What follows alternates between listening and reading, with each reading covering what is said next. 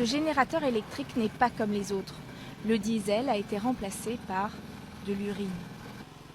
Plus étonnant encore, Doro Aina Adebola, à l'origine de ce projet, est une écolière nigériane de 14 ans.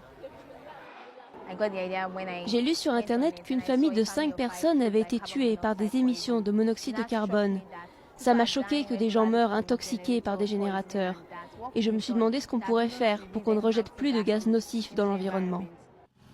Grâce à un procédé d'électrolyse, Doro Aina et ses camarades de classe extraient l'hydrogène de l'urine et la transforment en énergie pour faire fonctionner un générateur acheté dans le commerce. En fait, l'hydrogène, c'est l'hydrocarbure sans le carbone. Parmi ses avantages, sa propriété essentielle est son côté écologique. Les générateurs électriques sont largement utilisés par les quelques 15 millions d'habitants de Lagos, la métropole nigériane étant parfois privée de courant pendant jusqu'à 10 heures par jour. Mais le carburant coûte cher et présente des risques d'accidents domestiques. Pour l'instant, il n'y a aucun générateur de ce type en activité à Lagos. Mais Titilayo Idowu, qui vit près de l'école, a accepté de tester cette invention chez elle.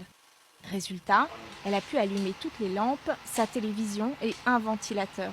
Le tout peut fonctionner 6 heures avec 1 litre d'urine seulement, selon les concepteurs du projet. Au début, je me suis dit, mais qu'est-ce qu'ils amènent? Est-ce que ça peut vraiment marcher? Mais j'ai été surprise de voir que ça marche vraiment. Je suis surprise de voir un générateur qui fonctionne à l'urine. Le professeur de chimie de la jeune Doro Aina espère rencontrer autant d'enthousiasme auprès des investisseurs pour que ce projet scolaire devienne une réussite commerciale.